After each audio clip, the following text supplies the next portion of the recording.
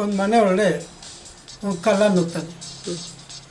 ಮನೆಯೆಲ್ಲ ಜಾಲ ಆಡ್ತಾ ಇರ್ತಾನೆ. ಆವಾಗ ಮನೆ ಮಾಲೀಕ ಆ ಕಳ್ಳನ ಕರೆದು, ಏನೋ ಕಳ್ತನಕ್ಕೆ ಹೊಸಬನ ನೀನು ಕೇಳ್ತಾನೆ. ಇಲ್ಲ, ನಾನು ಕಳ್ತನ ಮಾಡಿದ್ದೀನಿ.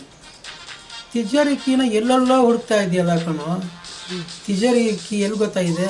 ನಮ್ಮ ಹೆಂಡತಿ ಮಲ್ಕೊಂಡಿದ್ದಾಳೆ ನೋಡು, ಅವ್ರು ದಿಂಬು ಕೆಳಗಡೆ ತಿಜೋರಿ ಕೀ ಇದೆ, ಅದನ್ನು ತಗೊಂಡೋಗು, ತಿಜೋರಿ ಓಪನ್ ಮಾಡು, 300 ರೂಪಾಯಿ ಇದೆ ಅದರಲ್ಲಿ.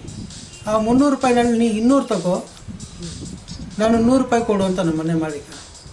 ಕಳ್ಳ ಅದೇ ಥರ ಹೋಗಿ ಅವ್ರ ಹೆಂಡತಿ ದಿಂಬು ಕೆಳಗಡೆ ಚಾವಿ ತೆಗೆದು ತಿಜೋರಿ ಓಪನ್ ಮಾಡಿ 300 ರೂಪಾಯಿ ತೆಗೆದುಕೊಂಡು ಬಂದು ಮನೆ ಮಾಲೀಕನಿಗೆ ಕೊಡ್ತಾನೆ.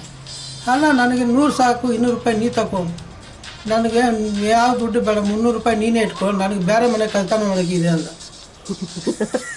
ಇದನ್ನ ನಂಬ್ಕೊಂಡಿದ್ಯಾ? 300 ರೂಪಾಯಿನೇ ನೀನು ನಂಬ್ಕೊಂಡಿದ್ಯಾ? ನನಗೆ ಬೇರೆ ಮನೆ ಇದೆ, ಕಳ್ತನ ಮಾಡ್ಕೊತೀನಿ, 300 ರೂಪಾಯಿ ನೀನೇ ಇಟ್ಕೊಂಡು ಹೊರಟೆವರು.